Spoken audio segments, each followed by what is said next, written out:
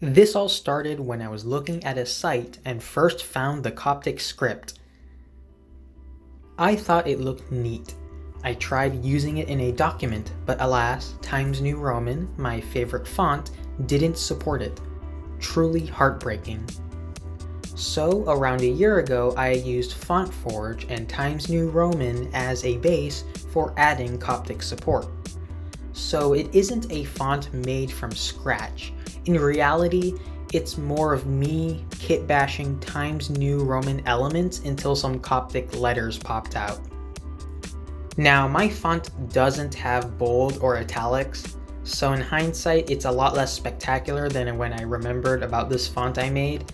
Yeah, I made it a year ago, but I updated it with punctuation I neglected originally. Note from future me, I was using this font in Microsoft Word, and apparently bold and italics work automatically even without creating symbols for them. More proof I'm a novice when it comes to fonts. Now, if you are Coptic or know Coptic, I wish I could give you this amazing font.